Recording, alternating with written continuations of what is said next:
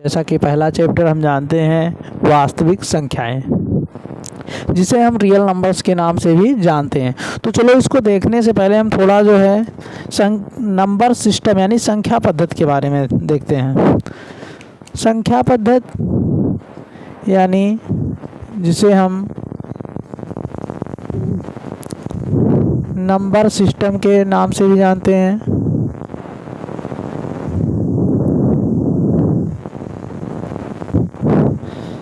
पद्धति मान लीजिए आपको थोड़ा हिंदी का शब्द है, थोड़ा कठिन लग रहा है, लेकिन सिस्टम से हम लोग बहुत कुछ सीखते हैं। सिस्टम में जैसे हम कहीं आए गए कुछ भी देखते हैं तो उसको देखने से हमें ये पता चलता है, हम कहते भी आपस में कि वहाँ का सिस्टम बहुत अच्छा था, वहाँ का सिस्टम बहुत ख़राब था। इन सब तमाम तरीक़ों से हम लोग सिस्टम को समझते रहते हैं।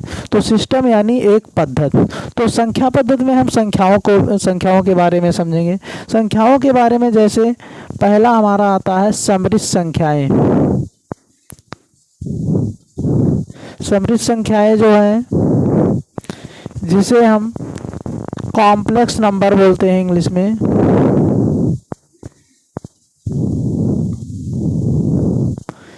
ये समृद्ध संख्याएं जो होती हैं ये दो संख्याओं से बनी होती हैं, जिसमें पहली संख्या होती है वास्तविक संख्याएं,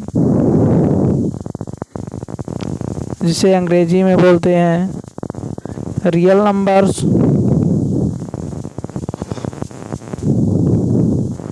और दूसरी जो संख्या होती है वो होती है काल्पनिक संख्याएं,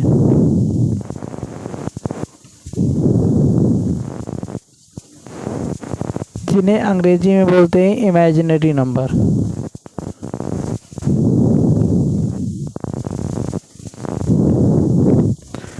अब अगर हम बात करें ये काल्पनिक संख्याएं क्या होती हैं, तो काल्पनिक संख्याएं जो होती हैं वह संख्याएं जो कि रूट में हो और रूट के साथ साथ माइनस में हो, जैसे √-2, √-3, √-5 ... ये सभी संख्याएं जो है वो काल्पनिक संख्याएं। चूँकि इन संख्याओं को हमें अभी नहीं पढ़ना, आगे पढ़ना है, तो उसको हम आगे पढ़ेंगे। जो हमें करंट में पढ़ना है वो पढ़ना है वास्तविक संख्याएं। तो वास्तविक संख्याएं क्या होती हैं? काल्पनिक संख्याओं को छोड़कर जितनी भी संख्याएं हैं वो सभी वास्तविक संख्याएं होती हैं। अब वास्तविक संख्याओं की हम बात करें तो वास्तविक संख्याओं के भी दो पार्ट होते हैं। पहले पार्ट में आपके आते हैं परमीय संख्याएं,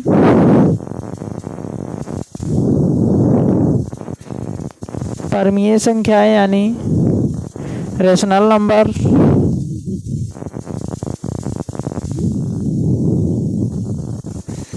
दूसरे में आते हैं आपके अपरमीय संख्याएं,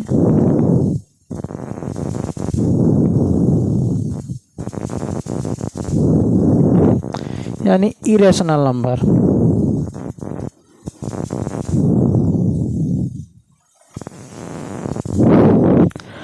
परमीय संख्याओं की हम बात करें तो परमीय संख्याओं का जो एग्जाम्पल होता है कि वह संख्याएं जिन्हें हम P/Q के रूप में लिख सकते हैं, जहां Q डज नॉट इक्वल 0 होता है। कहने का मतलब कि Q का मान जो है 0 के अलावा कुछ भी हो सकता है, जैसे 2/3, 3/2, 5/4, 6/3, जबकि 0/2 हो सकता है लेकिन 2/0 नहीं हो सकता, मतलब बटे में 0 नहीं होना चाहिए। अपरमीय संख्याएं क्या होती हैं? अपरमीय संख्याएं वह संख्याएं होती हैं जिन्हें हम P/Q के रूप में व्यक्त नहीं कर सकते हैं। अब अगर P/Q के रूप में नहीं व्यक्त कर सकते हैं तो कैसे ये प्राप्त होती हैं?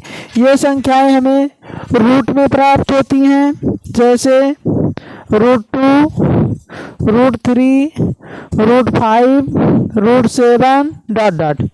ये सभी संख्याएं जो हैं वो अपरमीय संख्याएं हैं। या जैसे 2.10, 100, 100, 1 4 टाइम 0 ... या 1.210, 100, 100, मतलब इसमें ये ध्यान देना है कि पॉइंट के बाद जो है ये रिपीट नहीं होने चाहिए। जबकि परमीय संख्याओं में भी इस तरीके से आते हैं, जैसे 2.12, 12, 12, 4.6 213 213 213 डॉट डॉट। अब यहाँ पर हम देख पा रहे हैं कि ये भी सतत है और ये भी सतत है, लेकिन दोनों में फर्क क्या है कि ये रिपीट हो रहा है, जैसे 1 2 1 2 1 2 रिपीट हो रहा है, या 213 213 213 रिपीट हो रहा है। जरूरी नहीं है कि 2 अंक के बाद रिपीट हो, 3 अंक के बाद रिपीट हो, मतलब रिपीट हो बस। लेकिन अपरिमेय संख्या में ये रिपीट नहीं होते हैं, चाहे जितने अंकों के बाद दें। तो ये हमारी अपरिमेय संख्याएं हैं, ये हमारी परिमेय संख्या है। अब हमें जो है इस चैप्टर में जो पढ़ना है परिमेय संख्याओं के बारे में और अपरिमेय संख्याओं के बारे में, और कुल मिला के जो है वास्तविक संख्याओं के बारे में पढ़ना है। तो अब परिमेय संख्याओं को भी जो है हम कई भागों में बांट सकते हैं। जैसे परिमेय संख्याओं के अंतर्गत आते हैं, इसको थोड़ा ऊपर बना लेते हैं।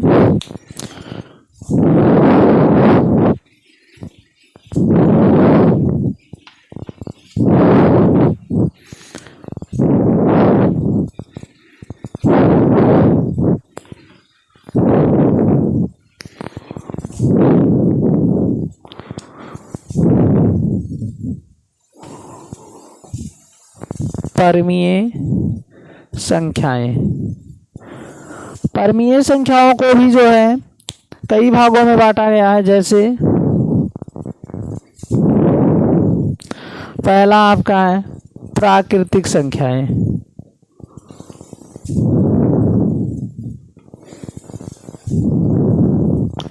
प्राकृतिक संख्याएं, पूर्ण संख्याएं,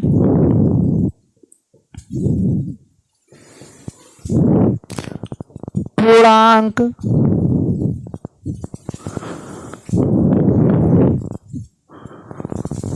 भाज्य, अभाज्य।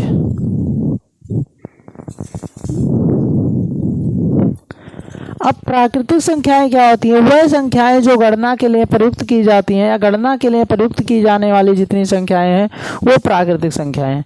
जैसे मान लीजिए हम पढ़ रहे हैं क्लास 10th का मैथ, तो मैथ में कितने चैप्टर हैं? तो चैप्टर हमें काउंट करना होगा, 1 2 3 4 5 जो भी हैं। तो कहने मतलब जो संख्याएं गणना के लिए प्रयुक्त की जाती हैं उन सभी संख्याओं को हम प्राकृतिक संख्याएं कहते हैं। जैसे 1 2 3 डॉट डॉट अनंत। पूर्ण संख्याएं क्या है? इन्हीं प्राकृतिक संख्याओं में अगर 0 को हम इंक्लूड कर दें, जैसे 0 1 2 3 डॉट डॉट, ये हमारी पूर्ण संख्याएं हैं। तो ये प्राकृतिक संख्या, ये पूर्ण संख्या। पूर्णांक क्या है? धनात्मक संख्याओं के साथ साथ ऋणात्मक संख्याओं को भी जो है प्रदर्शित करने का जो प्रक्रिया है वो क्या है? पूर्णांक के अंतर्गत आता है। कहने का मतलब पूर्णांक वो होते हैं जिनमें धनात्मक और ऋणात्मक दोनों संख्याएं पाई जाती हैं। भाज्य संख्याएं क्या होती हैं? भाज्य संख्याएं वह संख्याएं होती हैं जिनके गुणनखंड 2 से अधिक होते हैं। जिन संख्याओं के गुणनखंड 2 से अधिक होते हैं उन्हें हम भाज्य संख्याएं कहते हैं, और जिन संख्याओं के गुणनखंड केवल 2 होते हैं उन्हें हम अभाज्य संख्याएं कहते हैं। जैसे हमारा 4 6 8 9 डॉट डॉट, ये सभी भाज्य संख्याएं हैं, और 2 3 5 7 11 डॉट डॉट, ये सभी अभाज्य संख्या है। अब ये भाज्य और ये अभाज्य कैसे हैं, इसको अगर हम देखना चाहें, जैसे हमारा 4 को हम ले लें, तो 4 जो है 4 1 से भी कटेगा, 2 से भी कटेगा, 4 से भी कटेगा, यानी ये 2 से अधिक संख्याओं से कट रहा है। 6 की बात करें, 6 1 से भी कटेगा, 2 से भी कटेगा, 3 से भी कटेगा और 6 से भी कटेगा। वहीं हम 9 की बात करें तो 9 जो है 1 से भी कटेगा, 3 से भी कटेगा और 9 से भी कटेगा। तो ये सभी संख्याएं जो हैं ये सभी संख्याएं भाज्य संख्याएं हैं। वहीं हम बात करें इन संख्याओं की, जैसे 2 है तो या तो ये 1 से कटेगा या तो 2 से कटेगा। 3 की बात करें तो 1 से कटेगा, 3 से कटेगा। 5 की बात करें, 5 या तो 1 से कटेगा या तो 5 से कटेगा। यानी ये संख्याएं जो होती हैं या तो स्वयं से कटती हैं या तो 1 से कटती हैं। तो वह संख्याएं जो या तो स्वयं से कटें या 1 से कटें, उन संख्याओं को हम अभाज्य संख्याएं कहते हैं। और जबकि जो 2 से अधिक संख्याओं से कट जाएं, उन संख्याओं को हम भाज्य संख्याएं कहते हैं।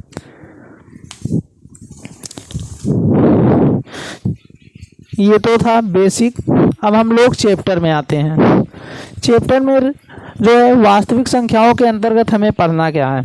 तो वास्तविक संख्याओं के अंतर्गत इस चैप्टर में हम पढ़ेंगे, पहले पढ़ेंगे अभाज्य गुणनखंड,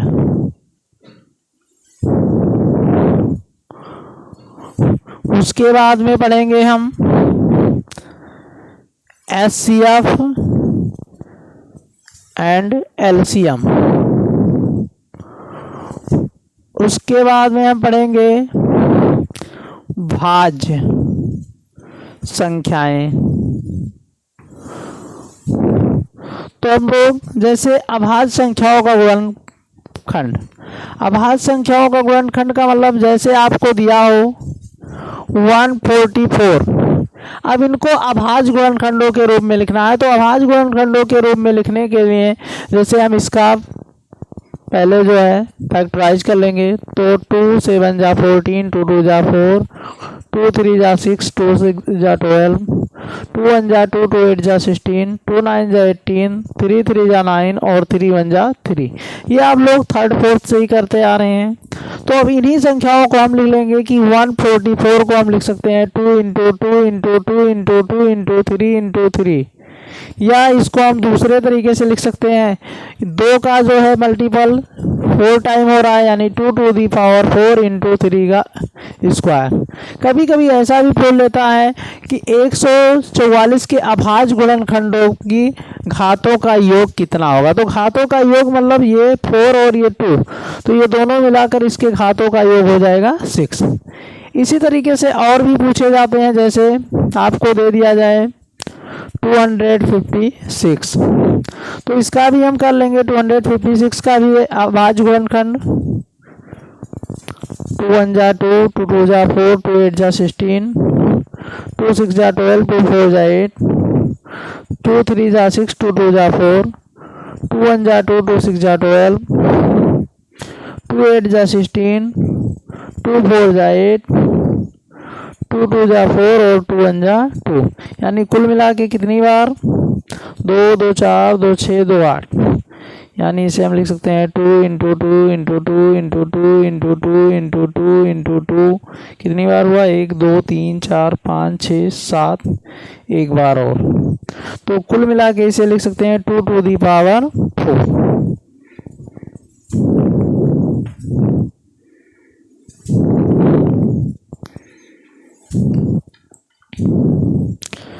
तो पहले आपको अभाज्य गुणनखंड करना रहेगा, उसके बाद आता है एचसीएफ और एलसीएम।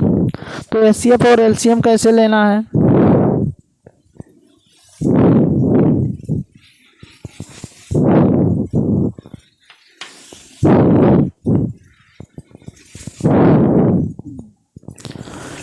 जैसे आपका आ जाता है 46 और 84, इसका मान लीजिए एचसीएफ लेना है। क्या लेना है, एचसीएफ। तो 46 को हम लिखेंगे 46, इसका भी फैक्टराइज कर लेंगे तो 2 × 23।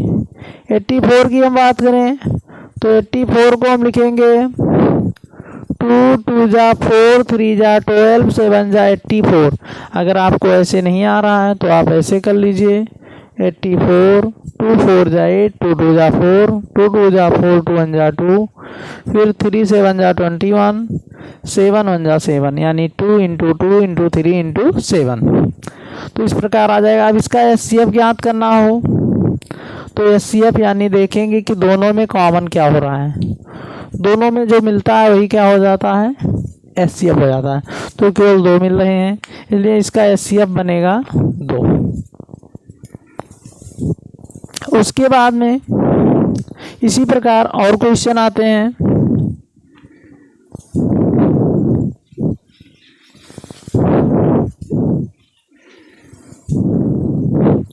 जैसे आपको दिया हो 178 तथा 178 और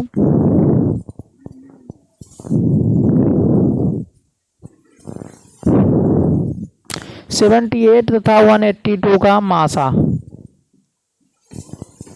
ज्ञात कीजिए। ऐसा क्वेश्चन आपको मिल जाए तो आप क्या करेंगे, 78 लिखेंगे। अब इसका फैक्टराइज कर लेंगे, जैसा करते हैं 2 3 जा 6, 2 9 जा 18, 3 1 जा 3, 3 3 जा 9 और 13 1 जा 13, यानी इसका बनेगा 2 × 3 × 13। इसी प्रकार अगले की बात करें 182 की, तो 182 का भी कर लेंगे। 182 यानी 2 9 जा 18, 2 1 जा 2, फिर किससे कटेगा, 3 से, तो 3 से कटने के चांस होते हैं। आप लोग पढ़ चुके होंगे, 6 में था विभाज्यता का नियम कि यदि दी गई संख्याओं का योग 3 से डिविजिबल है तो ये पूरी संख्या जो है 3 से विभाज्य हो जाएगी। तो हम देख रहे हैं 9 1 10, तो 10 3 से नहीं हो रहा है, इसलिए ये भी 3 से नहीं होगा। फिर 3 के बाद में आपका आता है 5, तो 5 तभी कटता है जब लास्ट में या तो 0 या तो 5 हो। तो अब हम देखते हैं 7, तो 7 से काटते हैं, 7 1 जा 7, यहाँ 2 बचा, यहाँ 1, 7 3 जा 21। अब 13 से, 13 1 जा 13, तो इसका बनेगा 2 × 7 × 13।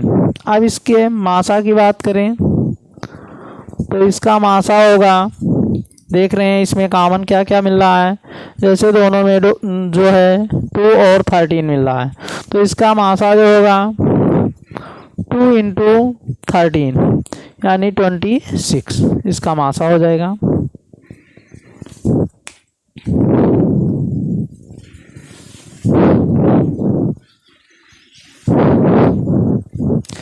इसी प्रकार के और भी क्वेश्चन आते हैं, जैसे कह दिया जाए कि 12 15 21 का लासा ज्ञात कीजिए। ये भी इसी क्रम में आते हैं। तो 12 का जैसा कि हम जानते हैं 12 का होगा 2 2 जा 4, 3 जा 12। 15 की बात करें 3 5 जा 15। 21 की बात करें 3 7 जा 21। अब इसका अगर हमें लासा लेना है तो लासा के लिए हम देखते हैं कि दोनों में क्या कॉमन हो रहा है। इन सभी में क्या कॉमन हो रहा है ये देखते हैं पहले। तो इन सभी में हम देख पा रहे हैं कि 3 कॉमन हो रहा है। तो लासा में जो कॉमन होता है उसे तो लिखते हैं, साथ ही साथ जो बच रहा है, जैसे इसमें 2 × 2 में बच रहा है, यहाँ पे 5 बच रहा है, यहाँ पर 7 बच रहा है। अब इसका हम मल्टीप्लाई करा देंगे।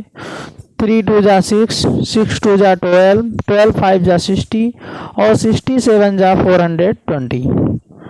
तो इसका लासा जो आ जाएगा वो 420 यानी 420 आ जाएगा।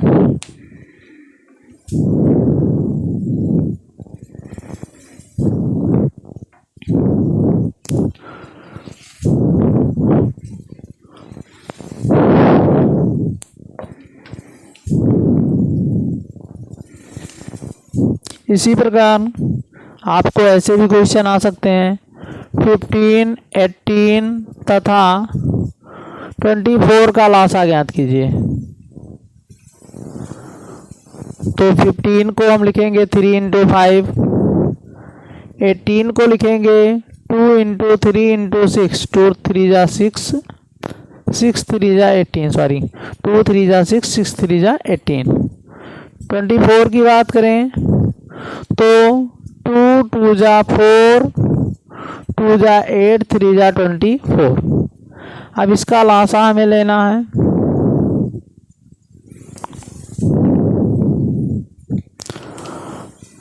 तो इसमें जो है बहुत से बच्चे गलती करते हैं कि हम उसी को जो है मैच कराएंगे जो तीनों में मिलेगा, लेकिन ऐसा नहीं है। जैसे यहाँ पे मिल रहा है तो इसको हम मैच कर लेंगे। यहाँ पे ये हमारा पेयर बन रहा है 3 का, इसका पेयर बना लेंगे। इसके बाद और यहाँ 3 है तो और कहीं 3 नहीं है, यहाँ 2 है तो और कहीं नहीं है, तो बाकी को ऐसे हम छोड़ देंगे।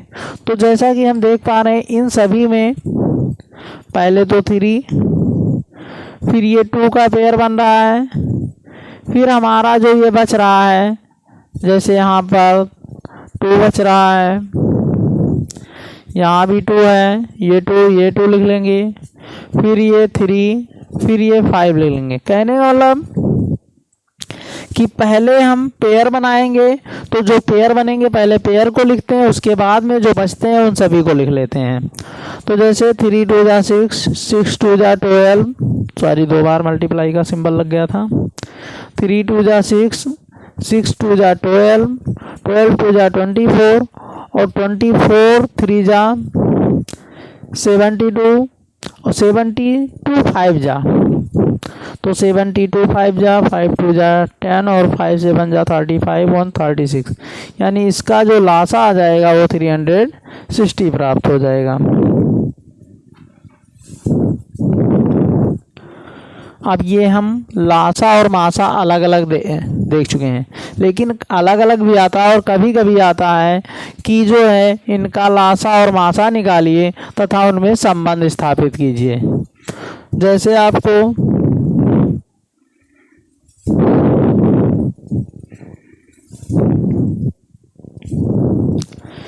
140 और 280 का HCF तथा LCM ज्ञात कीजिए।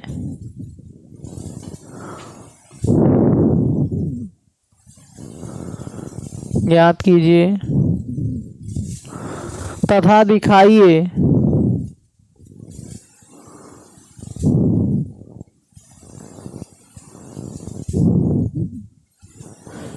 कि संख्याओं का गुणनफल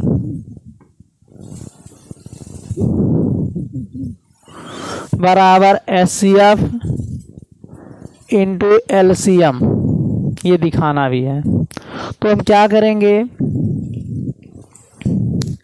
पहले तो दी गई संख्याएं लिखेंगे, जैसे कि हमें दिया है 144 और 280, फिर इसका फैक्टराइज कर लेंगे 140 का, 2 7 जा 14, 2 3 जा 6, 2 5 जा 10, 5 7 जा 35, 7 1 जा 7, यानी हमारा बना 2 इंटू 2 इंटू 5 इंटू 7। इसी प्रकार 280 की बात करें,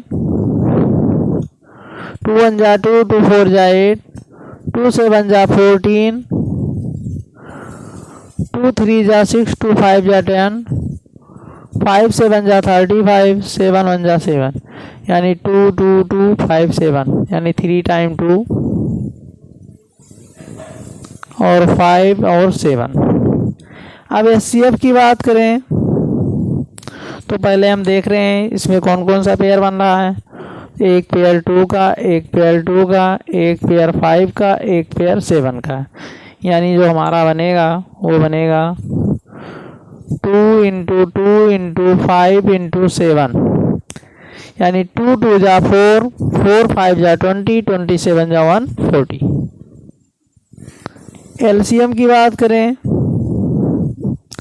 तो LCM जो है, जो ये पेयर बन रहा है उसे पहले हम लिख लेंगे, इसके बाद जो हमारा बच रहा है, जैसे ये 2 बच रहा है, इसे लिख लेंगे। अब 2 2 जा 4, 5 जा 20, 7 जा 140, 2 जा 280। तो अब संख्याओं का गुणनफल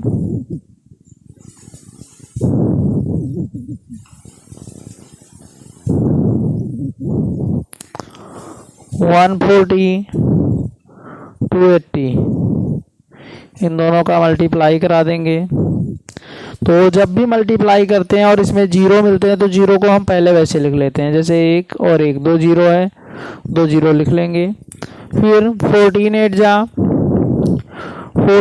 जा 112 के 2 कैरी हमारा 1 हो जाएगा, कैरी हमारा 11 और 14 टू जा 28, 28 और 11 जो है ऐड करेंगे तो हमारा आ जाएगा 39। तो इन दोनों का जो प्रोडक्ट आएगा इतना आएगा। अब एचसीएफ और एलसीएम की बात करें तो जैसा कि हम देख पा रहे हैं ये भी वही आया है 140 280 0, फिर 14 8 जा 112, कैरी आपका 11 हो जाएगा और 14 2 जा 28 और 28 और इसे जोड़ेंगे तो 39। तो जैसा कि हम देख पा रहे हैं दोनों इक्वल आ रहे हैं, अतः हम कह सकते हैं संख्याओं का गुणनफल बराबर एचसीएफ इंटू एलसीएम। इसे हम ऊपर लिख देते हैं, ये इतना स्टेप यहाँ पर इरेज कर दे रहे हैं।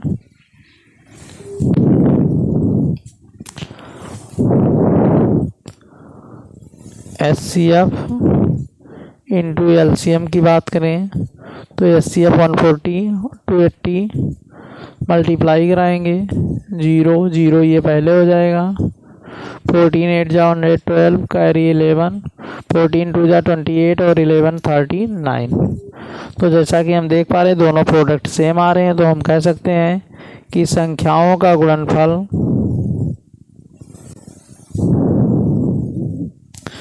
बराबर एलसीएम इंटू एचसीएफ। मतलब दोनों को आप आगे पीछे लिख सकते हैं।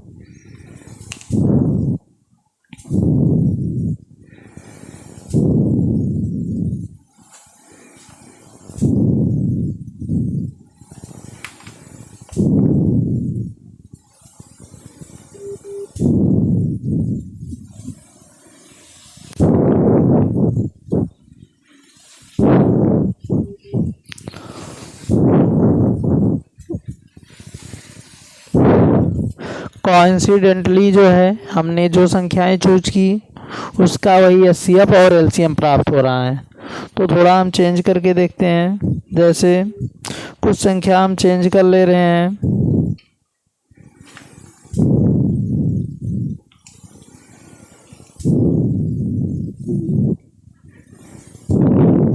जैसे अगली बार हम ले रहे हैं 120 तथा 315 का एचसीएफ तथा एलसीएम ज्ञात कीजिए तथा दर्शाइए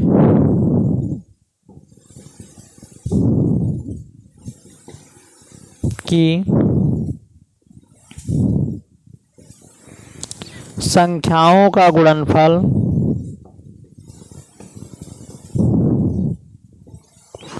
बराबर एचसीएफ इंटू एलसीएम। तो जैसा कि हमें दिया है 120 और 315, तो 120 को हम लिख सकते हैं, यहाँ पे फैक्टराइज कर लेंगे, 2 6 जा 12, 2 3 जा 6, 2 15 जा, 3 5 जा 5 1 जा, यानी इसका जो बनेगा 2 इंटू 2 इंटू 2 इंटू 3 इंटू 5, 2 2 जा 4, 2 जा 8, 3 जा 24, 5 जा 120। फिर अगला हमारा है 315,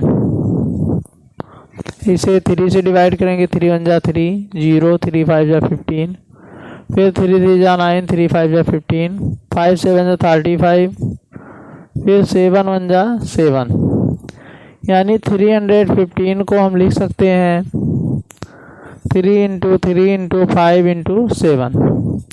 अब इसका एचसीएफ की बात करें तो हम देखते हैं इसमें क्या क्या पेयर बन रहा है। तो एक पेयर 3 का बन रहा है दूसरा पेयर इसमें 5 का बन रहा है, तो यानी इसका जो HCF होगा 3 × 5 बराबर 15। LCM की बात करें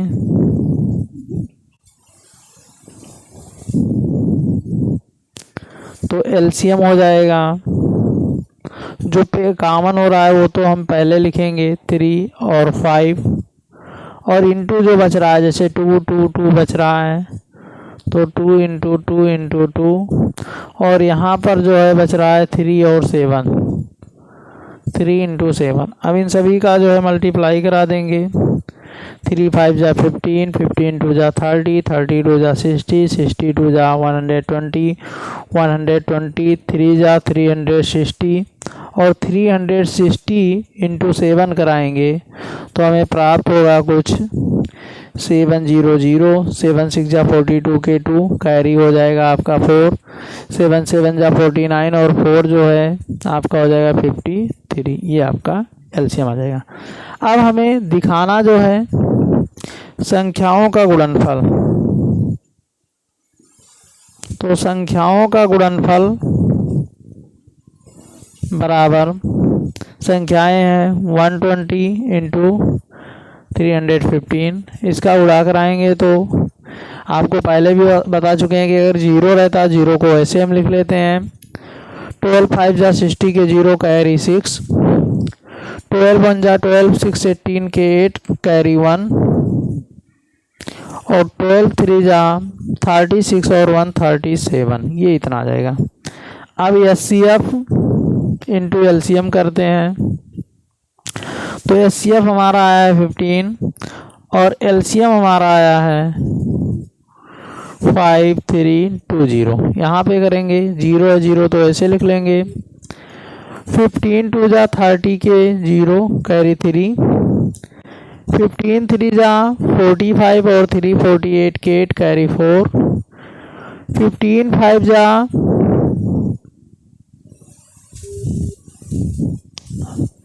75,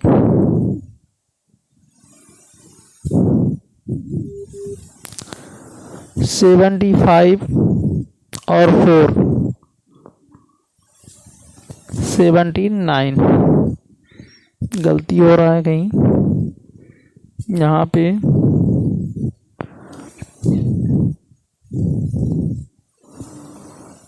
HCF हमारा 315 ही आया है। LCM लेने में हमें लग रहा है गलती हुई है।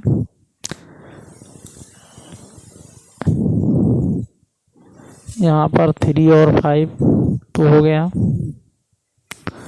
उसके बाद में 2 2 2 और ये 3 और ये 7,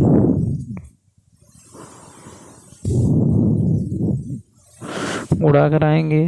3 5 जा 15, 15 2 जा 30, 30 2 जा 60, 60 2 जा 122, 120, 3 जा 360, 7 0 जा 7, 7 6 जा 42 के 2 कैरी आपका हो जाएगा 4, 7 3 जा 21 और 4 25।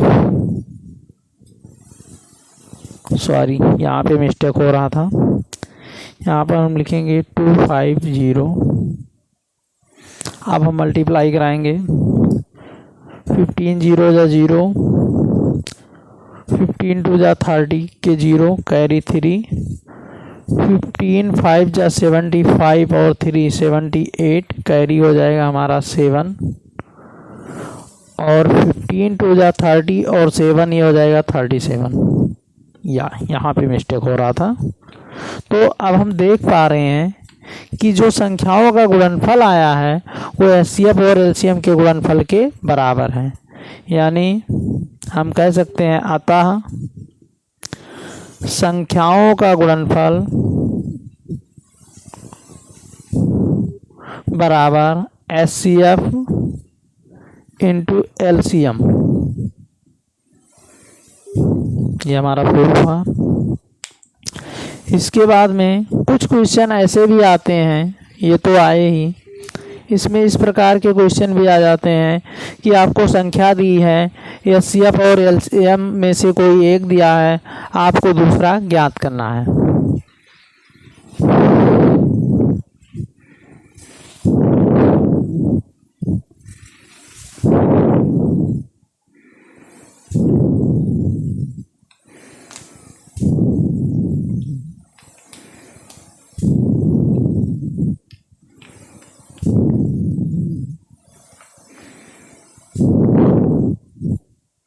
जैसे आपको दिया हो 255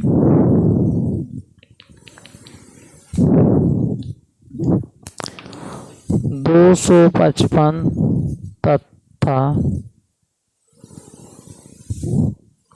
567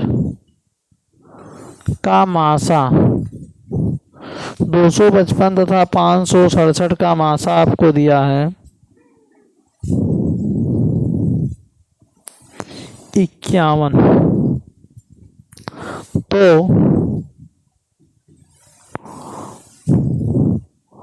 255 567 का लासा ज्ञात कीजिए। ये आपका क्वेश्चन है। अब आपको संख्या दिया है, पहली संख्या 255, दूसरी संख्या आपको दिया है 567, आपको मासा दिया है 51। जैसा कि हम जानते हैं संख्याओं का गुणनफल बराबर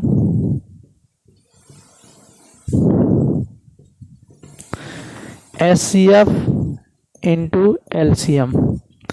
संख्याओं का गुणनफल का मतलब पहली संख्या गुणे दूसरी संख्या बराबर एचसीएफ इंटू एलसीएम। अब हमें इनमें से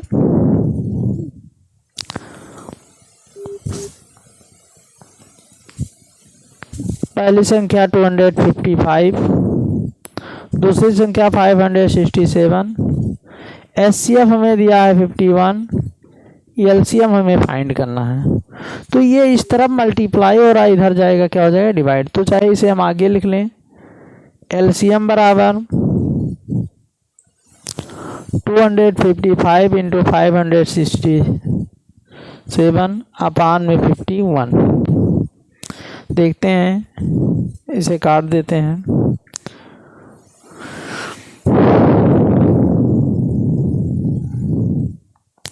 थ्री से काटेंगे अगर, या डायरेक्ट काट देते हैं। 51 1 जा 51, 51 5 जा 255, क्योंकि 5 1 जा 5, 5 5 जा 25। इन दोनों का गुणा करा देते हैं। 5 7 जा 35, 5 6 जा 30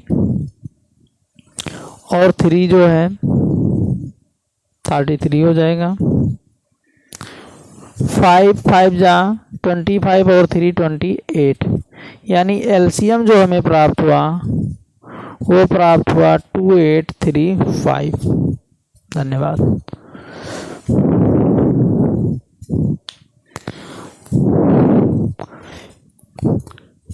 इसके आगे हम लोग अगले वीडियोज में पढ़ेंगे। धन्यवाद।